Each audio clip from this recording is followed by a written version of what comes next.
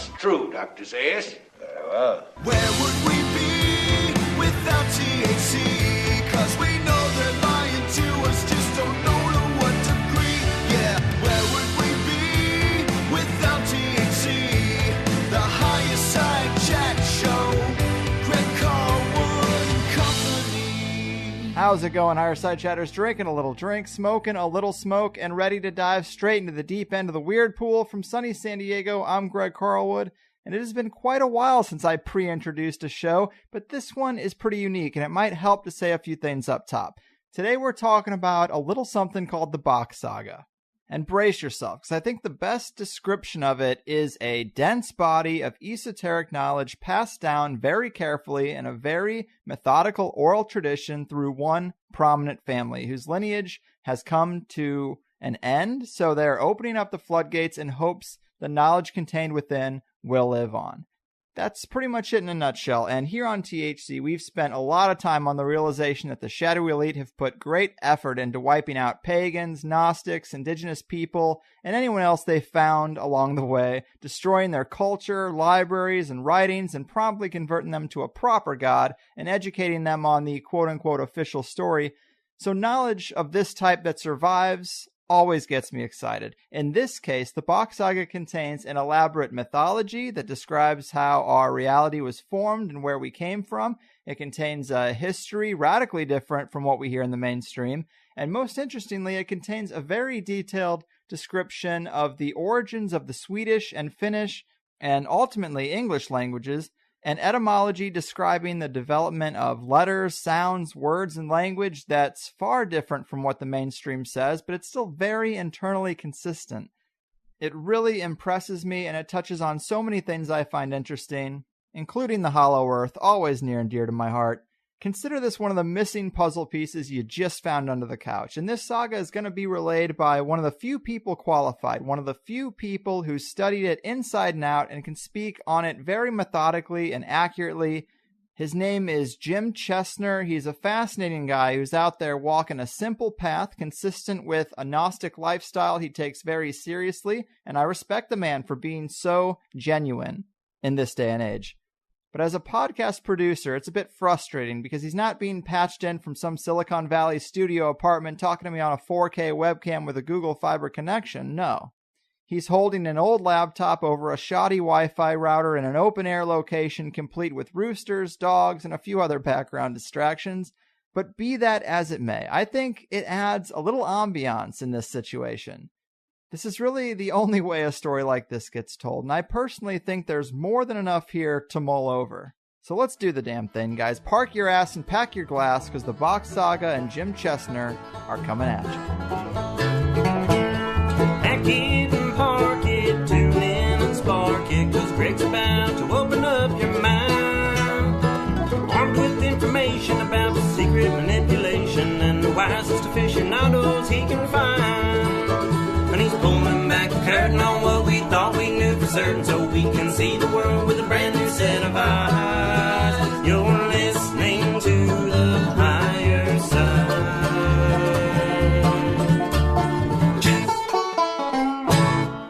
All right, people, we know the nefarious puppet masters of the power pyramid work hard to control our thoughts and feelings about nearly everything. They've rewritten history to suit their needs for control and have stripped out any real insight or enlightenment from it because knowledge is power, and power ain't for us. But not all hope is lost, because many of us have come to realize that the occulted knowledge passed down through various secret societies and esoteric orders, as well as the oral traditions of enlightened people, are the real places we should be looking if we want to piece the human story back together.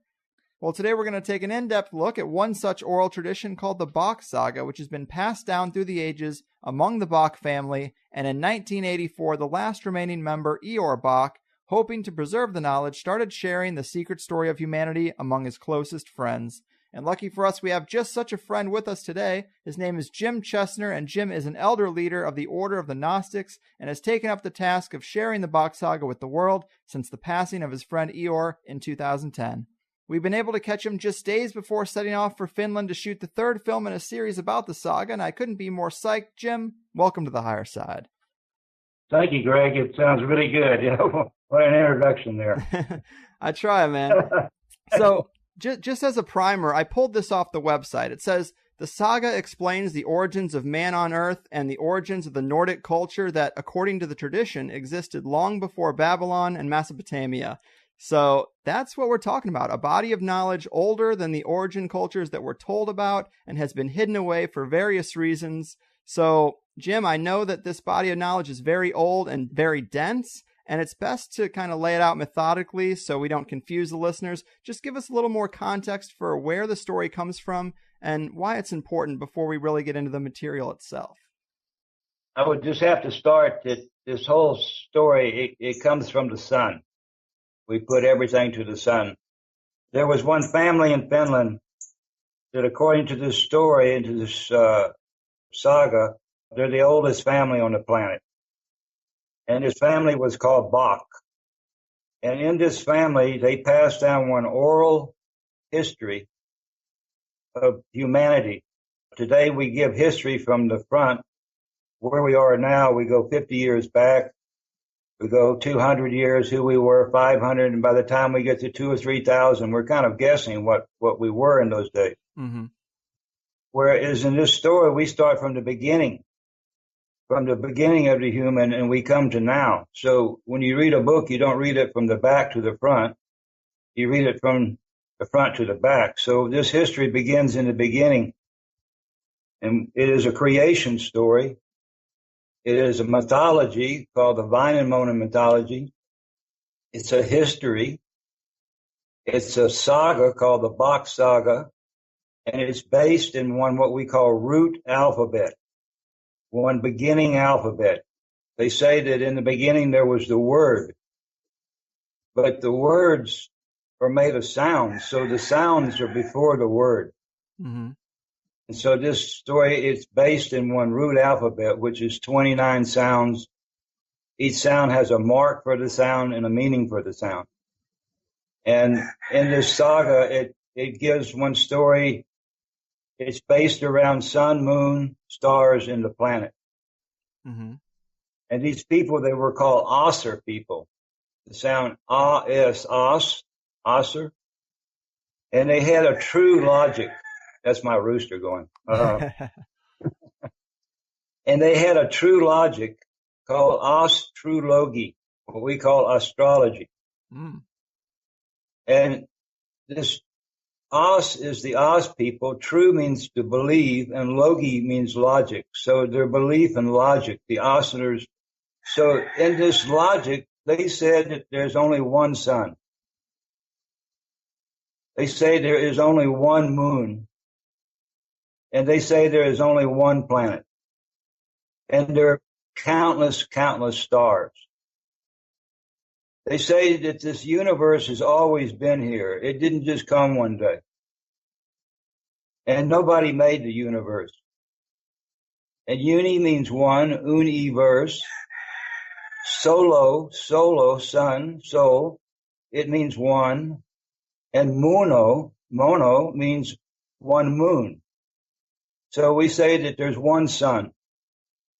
And today we want to call the sun a medium yellow dwarf star. It's going to burn out in 7,464,1211 years, somebody said on some kind of computer. But in our story, we say that the sun has always been, and the sun will always be, and the sun is not a star. And what makes a sun different than anything else is because the sun shines its strala, its light rays, in every direction, all through the universe, through the vacuum. All these rays are shining in every direction constantly. The sun doesn't go on and off. And even from the backside of the sun, it's shining rays backwards. So the sun is shining everywhere in the universe, the sun shines. And when these stralas, this astrology, these stralas of light, as they travel through the vacuum, they come to these things that we call stars. And these stars are made from three materials. They're made from ice, metal, and gas. And when these straws of light leave from the sun and they go out 3 light years, 60 light years, 100 light years, because these light rays in the vacuum, these light rays of the sun can go forever. The farthest star that we see out there, the sun can shine past that star. So as these light rays are leaving from the sun, they come to one thing we call one star. And when it hits this ball of gas, metal, or ice, the light cannot go through the ball. So it hits the ball and reflects a light back to us here on the planet.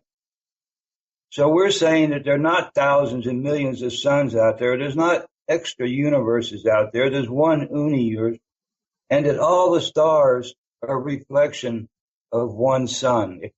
If the sun didn't shine, the stars wouldn't shine. The moon wouldn't shine because the moon is a reflection of the sun, and this planet Earth would be completely black, frozen, no life, no soul, nothing going on this planet.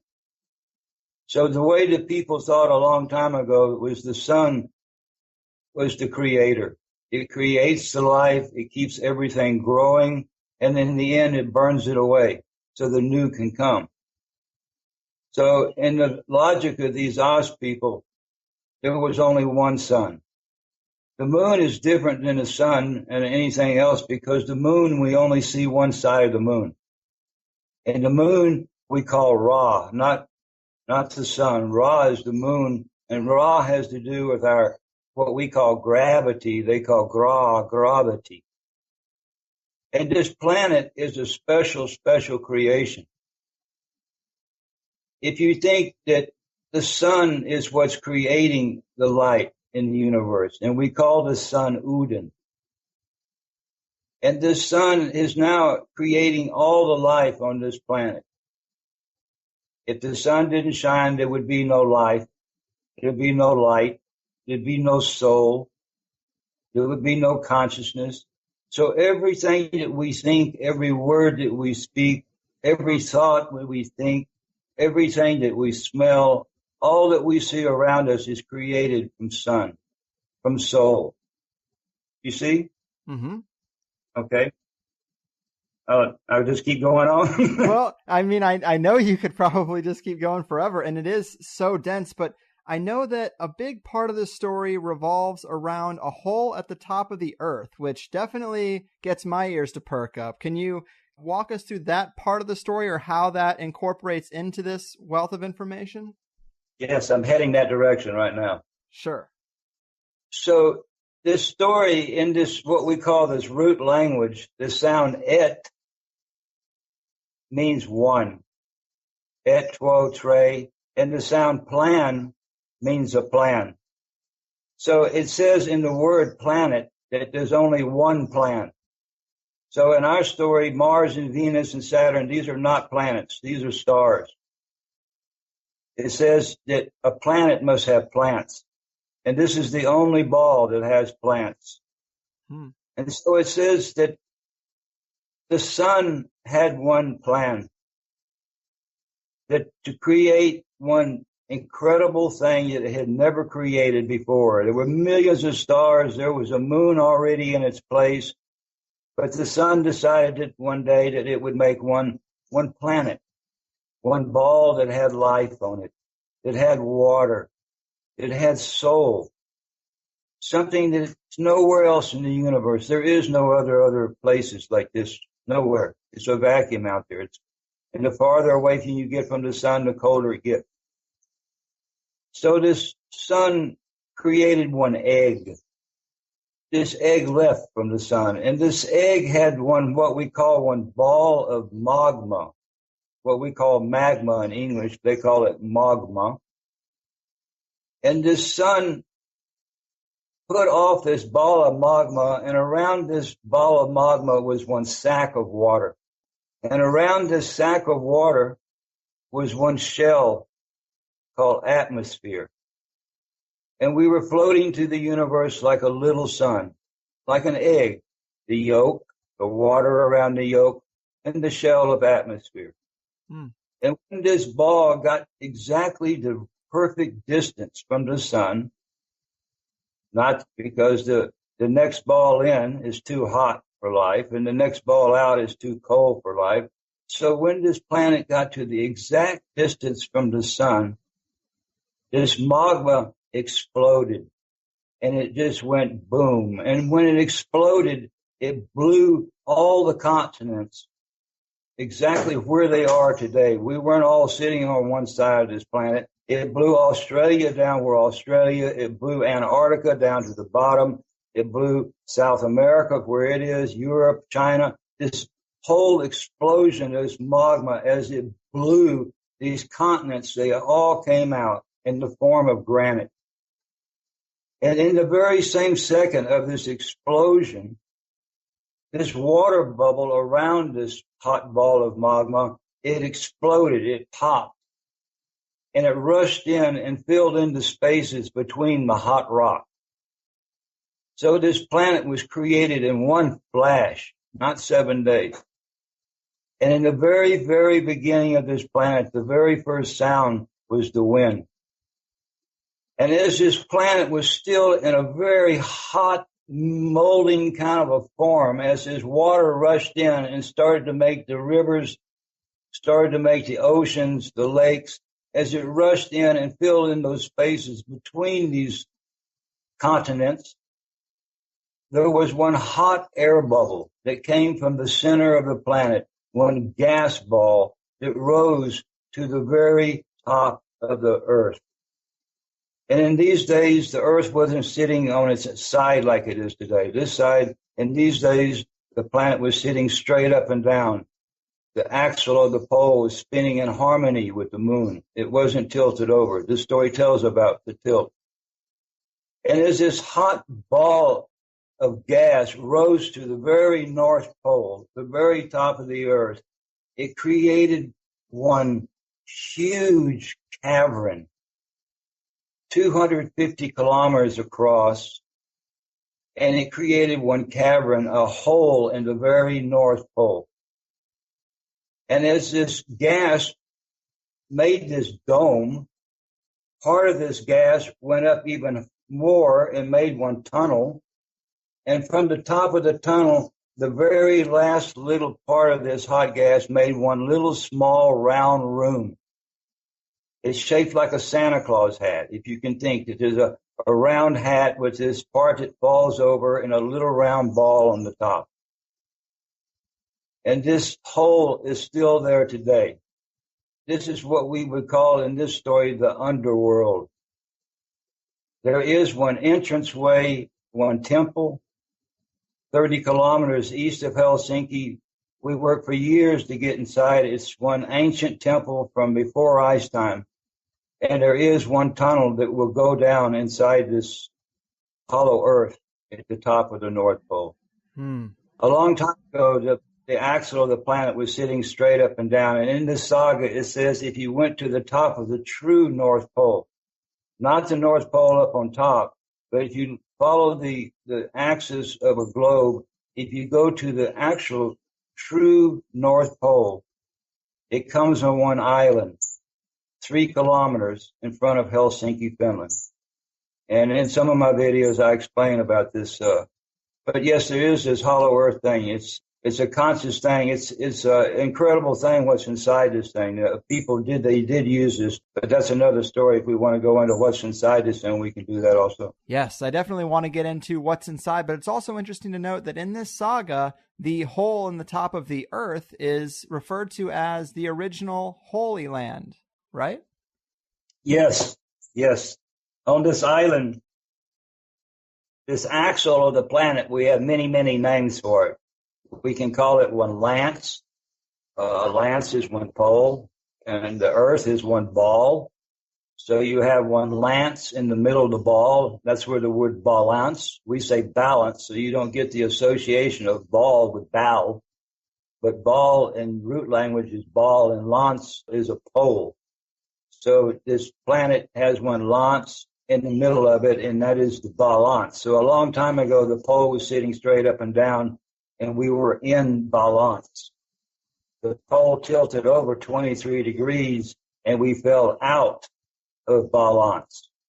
But if you go to the very top of this lance, or we can call it one axle, We can call it one axis, but we also call it one pole, North Pole, South Pole. But we also in the story call it one E. And E is what in English we call I. It's a pole with a dot, like Hawaii. And E is one pole, and a little dot above the E is the North Star. And so at the top of the E of the planet, on this island, in the granite, still there today, there is one hole. From the beginning of the human race, there is one hole in the granite, in the very top of the E, or the axle of the planet. And this is where the word holy comes from. The hole in the top of the E. Also, every man, if he looks at the end of his E, where that little dot comes out, he has one hole in the end of his E. So every man can be one holy man. And straight above this island, if you go straight up in the sky, you'll come to what we call the North Star, or Polaris. So we say that the true North Pole is on one island. You can take one ferry boat. In one of my videos, Welcome to Hell, I explain about this hole and what it was and what part it had. It says the first 2 humans on the planet were born in this hole. Yeah, man. I love that video. All the ones I've seen, they just add more and more to the story. And as you get deeper and deeper, you kind of get more of it. You understand more of it. A big part of it is, like you just said, the movie Welcome to Hell. Hell, of course, now we think of it as a negative place, thanks to the Vatican. But I guess hell wasn't always demonized in the way that the Catholics decided to demonize it, right? No, I think if you look in the dictionary, there's more than 60 words that begin with hell. Number one, it's not spelled with 2 L's, it's spelled with 1 L. And, you know, you have Helen, and you have Hellas, which is Greece, and you have Helvetia, which is Switzerland, and we have the word help and hello. And so hell is only 1 out of 60 some odd words that has a negative. And that's the only people who speak negative of hell is of the Catholics and the Muslims. They're the only ones who have one. It's one place that you go if you don't do what they say, you know. Mm-hmm.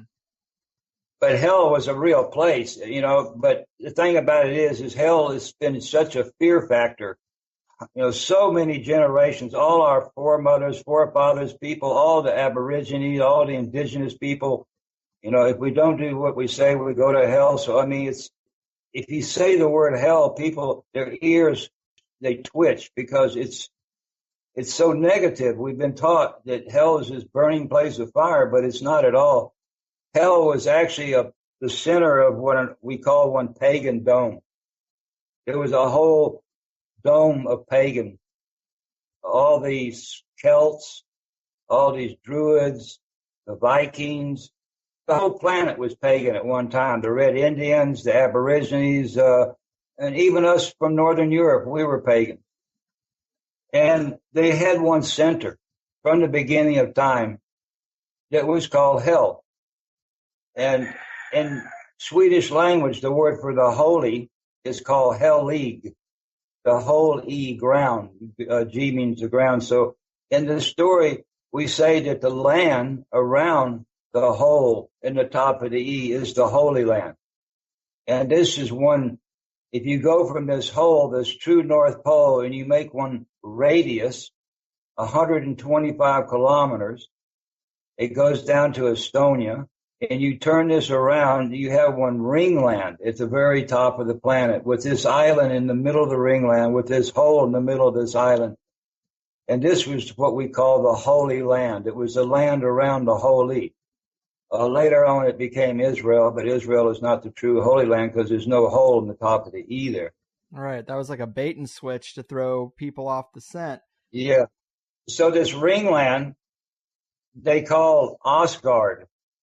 They call it Udenma, and Uden was the sun. They call it Midgard.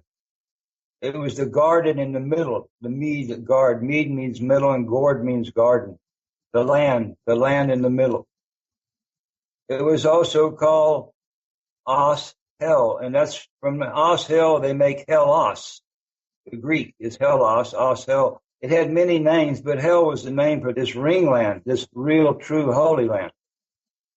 And this hell was from ancient times, but in 1050, this church is making two arms that are coming up.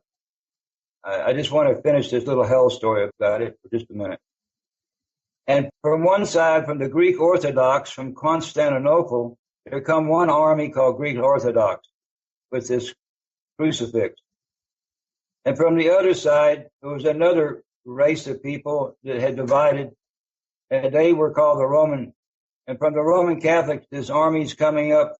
And as they come into your land, your pagan king can no longer be pagan because he cannot be the king because Jesus is the king. You have to get a king that accepts it's been converted. So all these stories about these horrible kings we've had, they're all from church time. Mm-hmm. So as pagans are seeing these people coming up, this army's coming up. By 500, they're in England. 600, they're in Saxon land.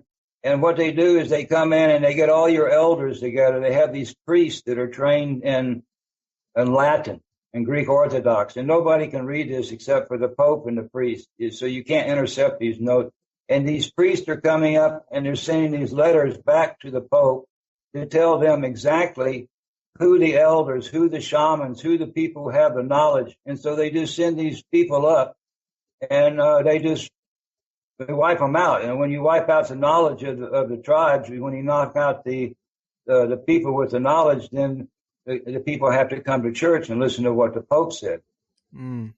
So anyway, this church had already written in the book that hell was the worst place in the world because hell was this ancient pagan information system. And by 987, they had got to Russia from the Greek Orthodox side, and from 1008 they got to the Swedish side, and now this little country in between Finland with this place called hell, they had to destroy hell because they had already written that it was the worst place and only the horrible people go to it, and they were putting in this new Christian. And so on the 24th of July in the year 1050, this Pope Leo IX, one Saxon Pope, he sends 30,000 army men, mercenaries from Helvetia, which is Switzerland today. And this army comes up to Sweden. They come into Sweden. They take the Swedish king and a bishop, and they go to one island called Åland, and they kill everybody. And then they go to hell in southern Finland, and they make a ring around this 250-kilometer radius land around the Holy Land. They make a ring around the Holy Land, these 30,000 paid murderers, and they come and they kill everybody in hell, and they burn hell. And we had family trees we call oak trees. They burned all of our family trees, and they left hell in destruction, completely destroyed. But this family who had this story, they escaped, and they went up into the north. And for 500 years, hell laid in complete ruin. And then in 1550, exactly 500 years later, this family, they started to rebuild hell. They came back into South Finland, but this time they renamed it. And they didn't call it hell anymore. They called it Helsinki. So Helsinki is the new name for the word we call hell from before. And that's a little story about hell. It's a real place, but it's no place where bad souls go to. It's talked about in the Norse mythologies. They talk about hell. And yeah, it has hell is a feminine story. Yeah, I love that story. I love hearing about the corruption and the way that knowledge has been wiped off the planet. I mean, I definitely think there's something to the idea that the Vatican and the Roman Catholic Church has done so much to destroy any real knowledge. And, that a lot of people talk about that, but it fits centrally in this story. So I love that aspect. We've lost our history. This story says that the human race has been here millions of years. For years and years, I know your friend with some of these other people like Graham. I've tried to get this story to him for years, and also the beautiful Russian lady. Sylvia. And Michael Cream. There's several people who say, hey, we've been here longer than just the 50,000 years. And this story says we've been here more than 100 million years. But this temple that we'll talk about in a minute, it's from the paradise time, but from before the time that the axle tilted, when the whole planet was tropical. Mm-hmm. But it's like both, they all saying that there was some kind of a ancient civilization. There's some kind of reason why we find pyramids, down in Chichen Itza, and why we find pyramids in Egypt, and why we find them in Bosnia, and why we find them in China, or why we find them in India. Where did the idea of the pyramid, why did all these different cultures, there must have been some kind of an ancient culture that gave this information to all these different cultures how to do this, because they're all doing it. It didn't just pop up one day and now let's decide that we'll make a pyramid, and and there's a whole mathematics. That's a whole nother story. But it's a lot of people have done a lot of research, and they've done really, really well, and they're really looking deep, and it's really a lot of people who want to know what we really are and where we really came from and who we really are. And they have a lot of pieces, but they don't know how to put it all together in the ring. And I feel that this saga would let these people realize that all their thoughts and all their time of thinking like this and taking shit from everybody, all this institutions, academic people, being shunned because, you said it was 35,000 and it can't be 30,000. It can only be 10,000 because Graham, all of them, they talk about, this, you can't bring anything out like this because you can't be a professor anymore. So, right. Yeah, it's horrible. We've been here a long time. I don't know. I mean, the answer to the first question from me in my life was, who's making up this movie? Where's this life? Where do I come? Where do you come from? I mean, who's made this telephone? I mean, who made this house? I mean, what? And then when he told me that the sun, everything we see, these computers we're looking into, we're talking through, the floor we're standing on, every cell in our body is made of sun. And that made wow, that's really, really makes sense. If the sun doesn't shine, there's no soul. It's like our souls come from the solar. And, a long time ago, people, they looked up to the sun. They built the sun temple because they felt like the sun is the consciousness. If the sun doesn't shine, there is no consciousness. So it's making up everything we see. Yeah. And so people realized this, and they looked up and they built the sun temple because they felt like the sun was looking down and smiling and saying, hey, look, the people built the sun temple for me. So it's not like some UFO reason they built this thing, so people only up on top. They thought the sun was looking down. And then they also said the moon had consciousness. And the moon was looking down. The man in the moon is called Ra. And so they felt when they built a moon temple for the moon, that the moon was looking down and smiling. They didn't think about some god who's sitting out there on a star that was looking down. They just realized that the sun and the moon, they're making our gravity, they're our water system. Everything's made by the sun and the moon. Mm-hmm. So they worshiped the sun and the moon. But they did have gods and goddesses. But gods and goddesses come later. The sun and the moon's before the concept of gods and goddesses. Mm-hmm.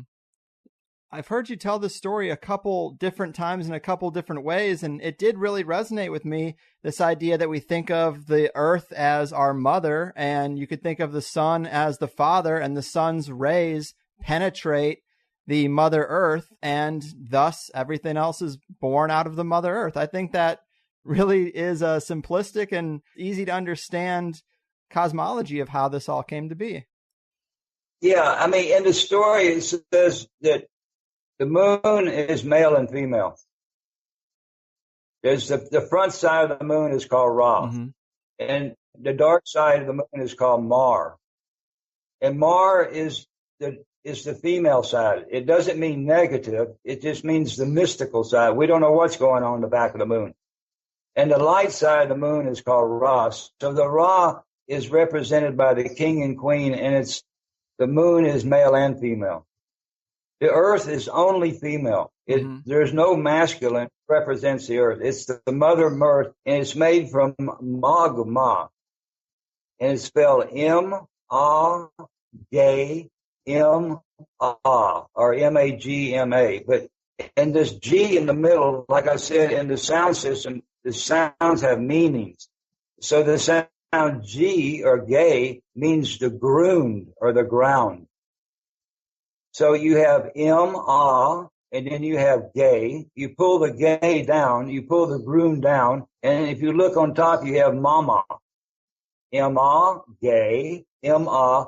The ground is our mama, and it's made from magma. So the word mama comes from this red stuff that's in the center of our planet. And the sun is represented by male and female. It has a form around, anything round is female, anything is like a pole is masculine. So the sun, it's one disc up there, and it's represented by in our story, the god and the goddess. In the mythology, we have god and goddess. This is a mythology. This is not a religion that I'm speaking about. Mythology is much, much older than religion. There's only really 3 religions on the planet, and that's the Hebrew, the Christian, and the Muslim. And they believe in one God who sits up there in a space somewhere. Whereas mythologies, we have gods and goddesses. We have a whole pantheon of gods and goddesses. So the women, they can go for the female deities, and the men, we can go to the men deities. So the female is 50% of the mythology, and the religion, she's kind of cut out of the story. Right. Yeah, so this is a mythology, and so we do have people who represents the sun. The ideal of god and goddess would be the earth goddess is, in this story, she's called the swan. She's the children maker. And the moon god and goddess is called Ra and Maya. And the sun god and goddess, he's called Gube, and she's called Guma. Finnish language, she's called Akka, he's called Ukko, and in English, he's called Per, and she's called Ella.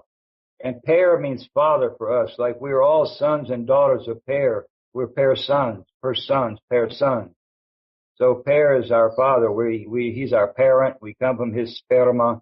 So in this sound system, I'm not going to go so much into how this linguistics works today, but yeah, so the ideal that the sun is the creator, and this whole planet was full of nature, butterflies and fish and lizards and everything. It was created for us, the human being. There's no other planet anywhere else in the solar system. This is the only one that has plants on it. It's a plant. And this sun created this planet for us, the people. It was the most precious gift it had ever given anything. There's no life anywhere in the universe. I know this blows all the UFO people, but anyway, this says that there's nobody else out there.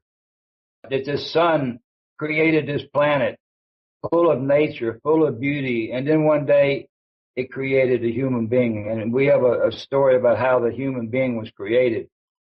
I mean, we could go into that or whatever, but anyway, this planet is for us, and what makes us the people different than the nature is the sun gave to us 4 different things. It gave us linguistics. We can speak. The squirrel, he can but he can't really go into detail about look at the tree with the green leaf and look at the vein in the leaf and look at the brown edge on the leaf and look at serrated leaf. So we can, with the linguistics language, we can describe this incredible nature around it, which gives us a higher appreciation than the animal out there. The sun also gave us fire. The first woman was given fire through one lightning bolt, because the fire was something that the human beings could use. The women before, they would take one stone and hollow out the stone. They would fill it full of water. They'd build one fire under it. And then they put these leaves from the tree and from the bush. And this hot water, this bubbling water, would suck some energy out from the leaf. They call tayang, but we call energy or energy. And these women and these people were drinking this tea, but with the fire we could extract it. So the fire was given to us from the very beginning. It was called hell tea. We're very healthy people, hell tea, because we were drinking tea from hell. they were burning 40,000 women a year in Middle Europe for drinking tea. Witches, they call them. So anyway, the fire, the linguistics, the third thing that we got was mathematics, what they call mathematique. And ma is female. So the mathematics, it's not pa, it's ma. Mathematics was given to the female. And mathematics is just a ring, it's a circle, it's a pole, it's a center point. If you make a center point in the dirt and you draw a ring around that center point and you put a pole in the middle, the sun would make the shadow Q. And Q is quadrat. It's a sundial. So all mathematics, our computers, everything is based around a ring, a pole, and a center point or a dot. So mathematics was given to the first people. They had it from the very beginning, but it was more of a female thing. And the fourth thing that the sun gave to the people that it didn't give to the nature was the walking stick. Because in the nature, when the bird can't fly and the animal cannot walk and the fish cannot swim anymore, it falls on the ground, it's finished, it can't go anymore. But the human being, one day when we find that we cannot walk anymore, we can get one walking stick. It's a little bit, it gives us a few more weeks, a few more months of getting around. The walking stick was a very valuable thing. Today we have hospitals, so we don't need walking sticks. But before, when you couldn't walk with your stick, it was time to go away in these days. But it gave us a little bit extra, like I said, when we could still go a few more weeks or months. Mm-hmm. So, yeah, these are like gifts, but this planet is made for the people. Today we treat it like we do, and we think there's some other place to go, and we do all what we do, and there's nothing we can do. We live in this normal world, this society, but everything that we do today is toxic. The life of this saga, people would not even think to hurt the earth. The water was pure. The air was pure. People cared. I mean, we really realized in these days that this earth was a gift from the sun and the moon, and that we really should take care for it. Mm-hmm. It was really in the brains of the people in the ancient times. Right. Our attitude now seems to be that we can just trash the planet. We've lost the connection to it, and we'll just wait until they colonize Mars, supposedly, and we'll get a new planet. But we wouldn't have that mindset if we thought of this more as our home that we're actually a part of. And it's your kids' home. Yeah, absolutely. We should care more, but we've been shoehorned into a dirty, wasteful system. We don't get to choose our energy sources. Major companies do more damage than individuals ever really could. But I did want to get back to the hole a bit more, and this excavation that you were a part of for some time, going down into the inner chamber. You sent me a picture of you at the entrance of this cave-like hole. Very cool. But I pulled this little paragraph off a website. I don't think it was yours, but it gives a good description for people. It says, while excavating, on the other side of the door, they found that the stone hallway continued into a sine wave signature for some distance and then turned into a right spin spiral corridor that went 10 to 15 miles into the earth.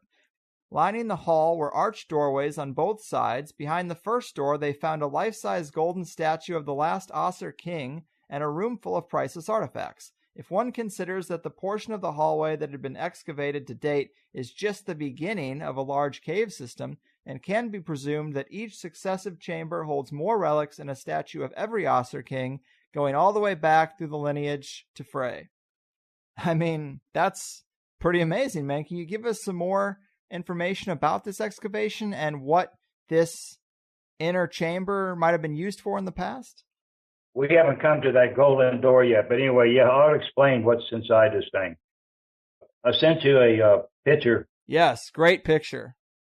All right, that entranceway there is the entrance to the underworld, to this hollow earth. In these old times, when we go back to the time when the planet was sitting straight up and down, and where hell or Helsinki is today was the very North Pole. And the planet was spinning around in harmony. We weren't tilted over. And at the very, very top of the planet, if you stood on the top of the planet, the sun never went down. It made a golden ring around and around the top of the earth. So in the middle of this Midgard or hell or the Garden of Eden, it was a 24-hour sun, and in these days the whole planet was tropical. The ice, even the North Pole, had bananas and papayas.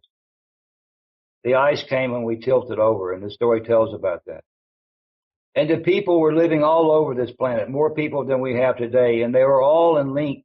They were all in contact through one elaborate system to this North Pole, to these Osser people, to this Bock family. And the people on this planet, they appreciated this king and queen. There was a king and there was a queen of the whole ball in the beginning. And this king and queen, they lived in they had one system called Yehovah, what we call Jehovah. They call Yehovah. And the sound yea means to give. Yea, yes, yea. And the sound huv or ho means the court of the castle, the court, the hold. Also, it comes from the word hoof, which is the horseshoe, which is shaped like a good luck, the hold, the hoof. And the sound ah meant the Osser people. So it was one giving system where people could give to the court of the Osser. And the people, this whole planet was divided into ringland. Billions of people living on this earth, and they were all connected through one system of children making, one information system to this highest family, to this Bock family, sitting at the North Pole in the middle of this ringland with the sun going around and around. This is called the paradise time. And Paradis. Pa is the Papa, and Ra is his son, the king. So the Para, the Paradis, the paradise. And they had one system where in these days there was gold all over the planet. It had no value because there was no money system as we have it today. It was just something that you could make beautiful handicraft. Gold belongs to the sun because gold, it never tarnishes. When you make something to gold, you don't have to keep polishing. So it really reflects, it belongs to the sun, the gold. And it was everywhere. And people were making beautiful and beautiful handicrafts, stuff that we don't even know how to make today. It wasn't made for time. People weren't working by the hour. These people were creating something for the highest family on the planet. It was out of complete love. They were creating this beautiful handy. We call it aesthetics. In root language, they call it estetique. And S is the sun, ta means to take, and teak means time, like tick-tock, antiquity. So estetique or aesthetics is something that when it's made, it should be forever because it's so beautiful. It's made out of gold, and gold is forever. And if somebody doesn't destroy it, it will last forever. And every 50 years was one heir of Ra. And Ra was the king. He made the race, the Ras of humans. Era, okay. Okay, so every era was about 50 years. Because this king, he became king at 27, and about 77, he retired, became the old king, and the new king became, because every generation of this Bock family was like that.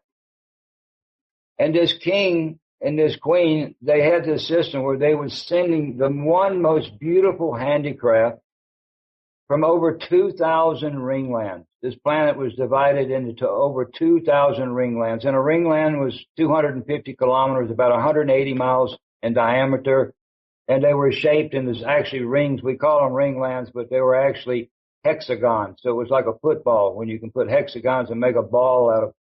And when they say that the four corners of the world is where the four hemispheres meet. And the four hemispheres of the earth, they meet at the North Pole and the South Pole. So hell is a place where the four corners of the earth actually come together. It's the only place. They all come together at this hole in the top of the axle.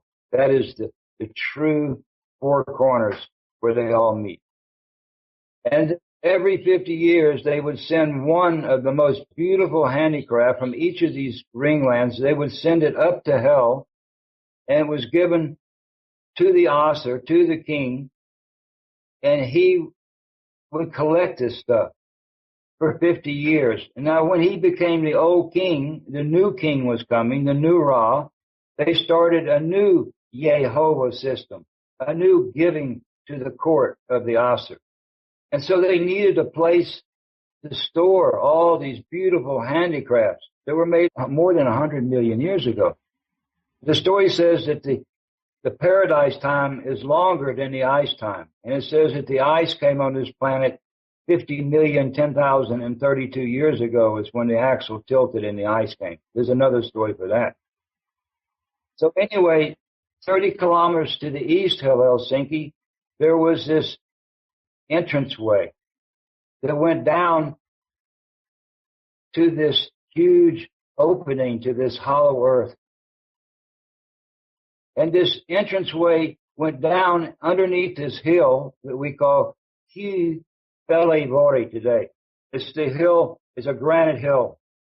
And this tunnel, it went down and went into this empty 180 mile, 250 kilometer radius, massive empty spot in the North Pole. And there they started to carve the wall away. And they made like one pathway. So they carved 2 or 3 or how many meters, they carved the wall, and then it left a path at the bottom. And they started to create one spiral road. It starts to go down and down and down, around and around this huge empty opening that sits underneath Helsinki today. And they plated the walls and the path with gold. So when you went inside this hole in the top of the earth, you could take one candle, and this gold walls and gold path, it reflected like New York Saturday night. He only needed one candle. And they started to build these chambers for each generation, for each heir of Ra, from each heir Re-ud, period, Peri means the father. They built 3 rooms, 3 chambers.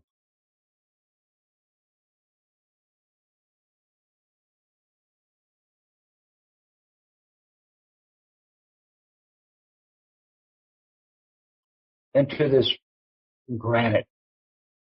And 2 of these rooms were storerooms where they could store these beautiful pieces of handicraft from this heir of Ra, from this Yehovah system. And they had one small room out front where it was called the showroom. All gold-plated floor, all gold-plated walls, everything gold-plated. And this father of the planet, he could go in there with one candle, and he could go to one of these 2 store chambers, pull out one of these pieces of incredible, beautiful art made of gold, and put in the showroom. And now with this candles, he could examine the work that this craftsman had made. These are things that they're like Fabergés of today. I mean, these people, that's all they had to do. They didn't have jobs like we did. They just had to sit around and make beautiful things. And so each one of these generations of this Bock family, they made one solid gold statue of the Allfather at that time. And there he is with a solid gold statue, and he's standing there with a big erection. And it will show what that first Allfather looked like. In the next 3 chambers, as you go down this golden spiral road, is 3 more chambers, and that's his 12th son. Another golden statue, another Yehovah system sitting in 3 chambers. You go a little farther, there's the 3rd generation. That's what the Bock or the Allfather looked like. And these chambers and chambers, and this golden spiral goes thousands of kilometers, millions of generations of this Bock family. Wow. And this is what's in the underworld. This is the storehouse for this story, for the his story. Because the men kept the history and the women made the future. And this is the his story. And they closed this temple up. They sealed it up in the year 987 because this Roman Catholics were coming up to Europe The Greek Orthodox are coming up through the Greek, or what we call the Arab world today. And in 987, the Greek Orthodox got to Russia. These Asher people, this Bock family, they understood that now they had to seal this temple up. They couldn't let this church find what was inside it. Because this is the whole history. It's the whole story of humanity in gold. And so they sealed this place up, and when they sealed it up, they really did a job. Welcome to Hell, I explained, because I was there from the beginning of the dig. I put the first shovel in 1987. Wow. So they sealed this thing up, and they made it look very natural, because they knew that one of these Christian churches was going to come to get them one day, because the Greek Orthodox in 987, they sealed it up, and they said that the Bock that was alive in 1,000 years, it was his obligation to open the temple. And Eeyore Bock, he was that Bock. In 1987, we were all sitting in India. He said, you know what, my family, the story came slowly. It didn't come all in one day. I spent many, many years with Eeyore to learn what I've learned. And he said, my family, there's a temple, there's a storehouse. And his family had gotten this land back, so we knew exactly where it was. And we're not looking for any temple. We know where it is. We're just trying to get to it. And he told us about this Jehovah system, about this giving system, where people were offering these beautiful handicrafts in this storehouse. And on July 19th, 1987, I started the dig. And we worked 4 summers. We took all the sand out. We came to rectangular stones, and stones stuck into the mouth of the cave. And inside the cave was just all these rock walls. I mean, the whole place is man-made. They went to a lot of problem to close this thing up. There's just nothing natural about it. We had the most professional drilling masters blowing through these stones for us, and they said this is completely man-made. In 1990, some friends of ours bought a little bit too much hashish up to Finland. We all got busted. I had to go to prison for, some other people being greedy, but anyway, it's for hash, and since then it sits there and it waits. But we're about 40 meters down, and we're just going through rock walls. There's a perfect granite floor. There's a perfect granite ceiling. And down somewhere in front of us, there will be one golden door. And then when you go into that golden door, it's a door to the core. It's the core door. The core door. The door will read the core, and core is this hole in the top of the planet. Wow. Yeah, and that's inside a temple we call the Lemminkainen temple. It can also be called the temple of Sul, Bock, and Balder. It can also be the temple of Odin. So knowing the location of this, what would it take to start this back up again? Because now you actually have problems from the authorities in Finland and apparently a museum as well, right? No, I mean, to tell you the truth, it's a very big story, but the place got auctioned off. Eeyore's parents had this old few 100-year-old house sitting there on the archipelago outside of Helsinki, 30 kilometers, in a place called Gumbustrand. And then the story goes on, but anyway, they auctioned this place off. And a really, really nice lady bought the house with the beach.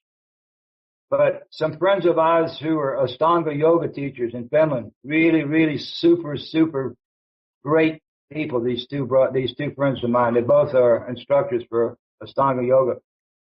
They bought the land with the entrance to the temple. So the entrance to the temple is actually in our possession. And these two people said we can go in there anytime we want to, and we don't have to get authority. People blow in Finland, they blow holes all the time with dynamite. So it could actually be going in. But I think that actually the best thing is I think that this saga has to go out. People have to start to understand what this story's about. To just bring the cameras in and start to show this golden spiral street going down and around this 180, mile across cavern, and with millions of chambers full of incredible stuff. The human's not ready to see that yet. We need to find out. The saga has to come first. Yeah, there's other places in Finland where other things are buried too. There's many things there. The authorities, they won't let us dig up these other things because when Eeyore died, they thought it was over with. We got rid of him. But just, it just keeps coming. I don't know. And the story makes too much logic. I was always looking for something that made sense. And yeah, it's really out there. I mean, this story is unbelievable. You can't even believe there's such a thing in the top of the planet. You can't believe that it could be one storehouse. And the little bitty temple, it's only got one piece of furniture. It's a divan. It's only for two people. There's one little bitty room at the top. So the temple is very, very small, but the storehouse underneath it, it's, Steven Spielberg couldn't even come up with such a story. Right. It's beyond belief, but, I don't believe the story. I understand the story, and there's a big difference between understanding and believing. Mm-hmm. A small boy comes to me and says, "Hey, uncle, where does my life come from?" I straight away, I point my finger to the sun. I said, "That big disc up there in the shine, it doesn't shine. You don't have a life. There's nothing living here. It's all black. The oceans are frozen. There's nothing. So your life comes from the sun." The kid can go, "Yeah, okay. My life comes from the sun. I can get that."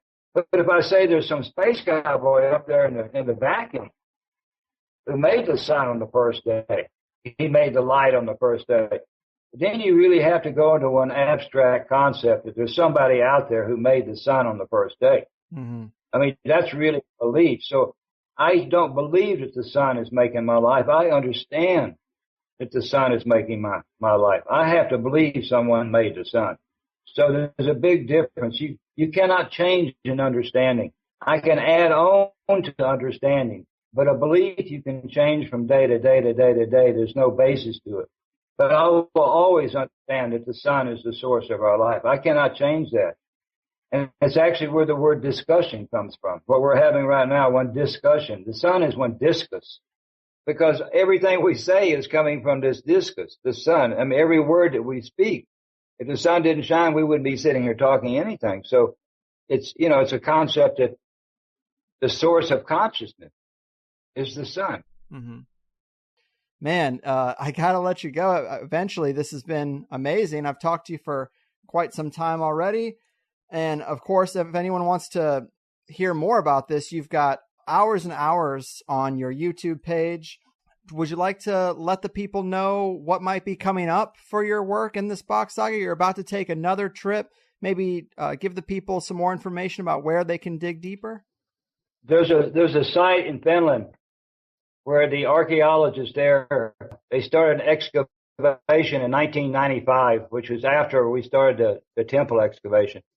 And this site is over in South Finland. It's a huge cave. It's half the size of a football field. It has reinforced floors built inside of it. And this archaeologists, they start to go down into this floor and they see that there's fires that have been burned at the mouth of this cave. They find bones of mastodons, they're arctical elephants, mastodons. And they find tools that these people were making more than 120,000 years ago. The archaeologist puts the date on this. Now, 120,000 years ago, we have nothing, no artifacts, no anything, anywhere that's 120,000 years. We have bones and stuff like that. Now, Michael Cremo and those kind of people, they have found things that are much older than that too, but 120,000 years is way beyond anything. Right. And now there was this settlement of people who were living in this ice time next to this Gulf of Finland. And in this saga, we talk about these people, how they were living in this, it's called the Atlantis time, how this group of people were progressively becoming white. They were making agriculture so they could grow food and store it for the winters. They were making domestic animals because we had to start eating meat. There's a very big story about how these people lived inside this Atlantis. But these people from this wolf cave in southern Finland, 120,000 years ago, this is one settlement of Atlantis. This is really one place where people, they weren't living in ivory towers. They were living a very basic life. They were eating mastodon. They were building fires. They were making tools, and they were living there in southern Finland 120,000 years ago, where the saga says there were people living there. They were white. They had white skin. They had blue eyes.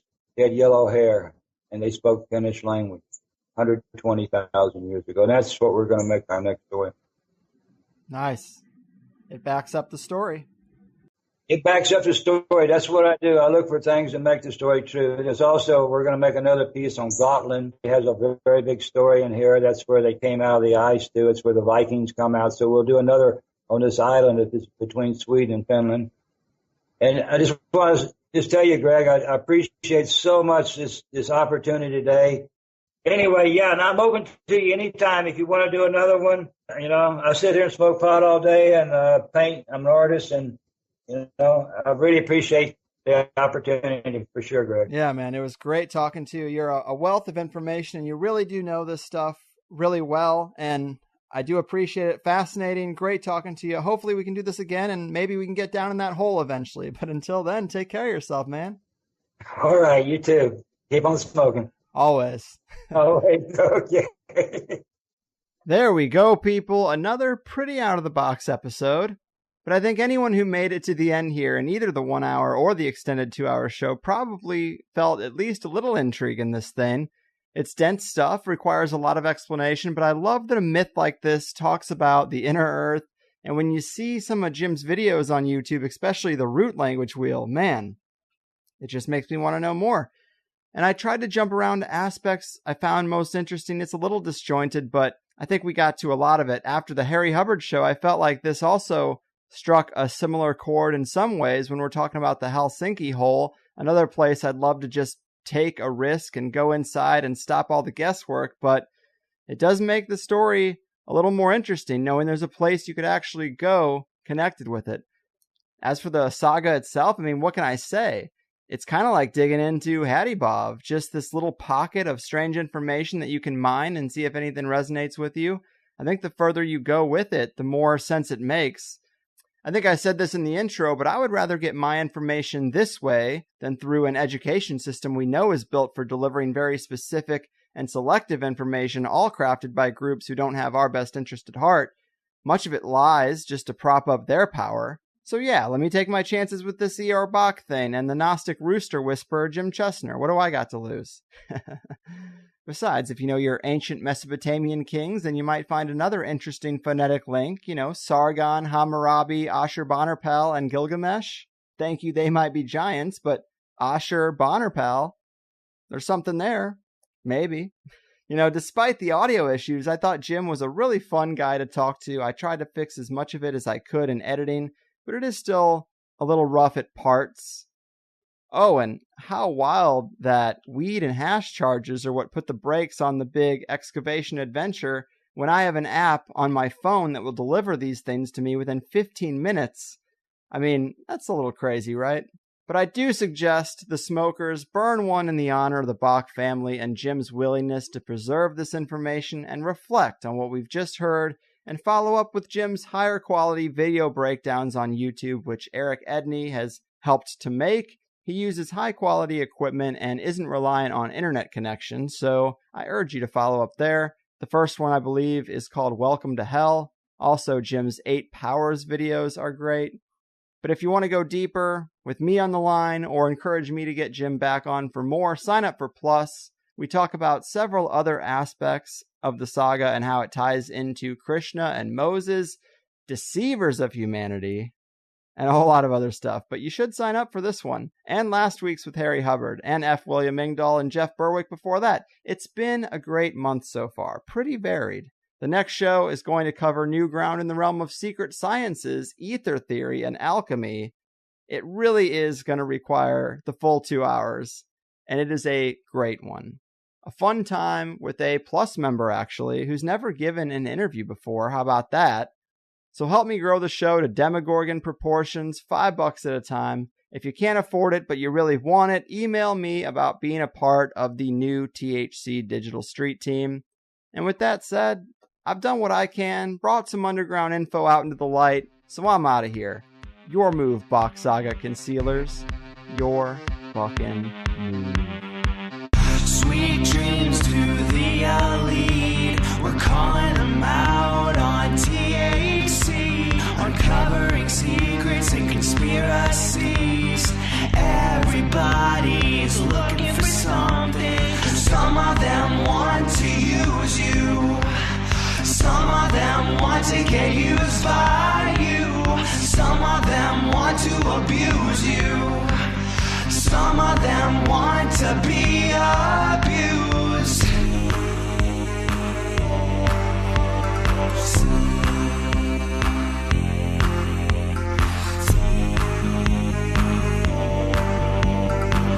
Sweet themes on THC. Who the hell could disagree? We know the rabbit hole goes deep. Everybody's digging for something. Some of them want to use you. Some of them want to get used by you. Some of them want to abuse you. Some of them want to be abused.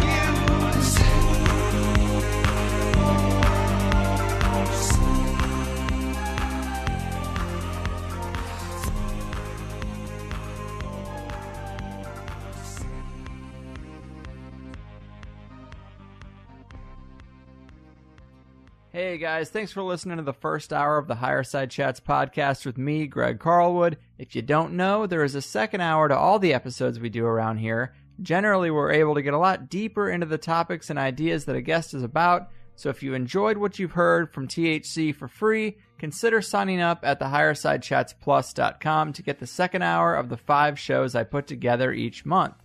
I never really wanted to be a paid subscriber podcast, but I really hate the idea of spending airtime promoting some product that's completely unrelated and telling you the best way to support the show is to buy an audiobook or new underwear by mail or something crazy like that. So instead, if you like the show, double your time with it for $5 a month and let's cut out all the other shit. It's half the price of a movie ticket and you get at least an extra 5 hours of show a month. Collectively, it keeps us stable, and it frees me from wasting your time with anything but the show you came to listen to. It's really the only way for an independent, one-man show to make it, and I do what I can so that it's worth your while. Since we started this, I've always tried to use the subscriptions to improve the podcast and make signups more advantageous. It started with just a second hour for the main show, but now we've got a nice forum going where people can get deeper in conversation about the episodes with other listeners, submit a candidate in the guest request thread, or share their own personal projects to get out of the soul-crushing 9-to-5 cog-in-the-wheel life on the entrepreneurs thread. The forum and the plus comments are always the first places I try to go for listener engagement, but it does get harder as the show gets more popular. Because of that, there's also a direct messaging feature that you can use to reach me through the plus site also. But beyond the forum, if you like any of the music I've used for THC, most of it I've hired artists to make, and I provide it all as free downloads to Plus members too. So if you like a particular song you've heard close the show out recently, come get the MP3. I should also mention that if you don't like the idea of paying $5 recurring every month, I get that. You can buy 3 months, 6 months, or a year up front and just be done with it. I have plenty of listeners who send checks and money orders to the P.O. Box too. I try to make it as easy for people as I can, and you can read more about it on the sign-up page. Also, be sure to check out the FAQ help page on the Plus site if you have any questions or concerns about how to listen to a password-protected show on your devices. I've highlighted a lot of great solutions, and one of those would be the iPhone app that just recently hit the Apple App Store. A super kind and talented listener made it for us, and you can use it to stream or download either the free or the Plus show. If you're on Android, I'd use Pocket Casts or Podcast Addict and subscribe to the feed manually that way. I also try to throw in occasional bonus shows or Q&A shows, and I've got a few other weird ideas I might get to try out soon. But I give you all I can for $5, and I hope you'll at least give it a shot if you've listened to a few free shows and you find them unique or valuable. I know there's a lot of podcasts out there, and I'm just one of them. But if you have any questions, concerns, or comments about any of this, please get in touch with us at the HighersideChats team at gmail.com. I also wanted to plug the Higherside newsletter I'm going to be putting out, totally free for anyone who wants to sign up at the main internet website for the show, theHighersideChats.com. You can also get on that email list through the Higherside Chats Facebook page. There's a button there as well. But the reason I'm doing this is because I get tons and tons of emails after a show goes up asking me about how I feel about a particular guest or topic, and the wrap-up isn't always the best place to do that, especially if I have anything negative to say. Sometimes the dust needs to settle. Sometimes I need to hear feedback from you guys first. There are a lot of factors, but I usually have something to communicate to you, and I just don't get to do it. So on the first of the month, I plan to send out a little newsletter with my thoughts about the 5 shows the previous month and talk to you about anything else that's on my mind or that's going on. And what's probably most enticing is that I'm going to give you some insight into at least one guest I have coming up in the month, which people have been begging for some posted schedule for a long time. I personally think I'd like the surprise. But sign up for the Higherside newsletter. It's free. It comes out on the first of the month, and I won't waste your time with any other emails.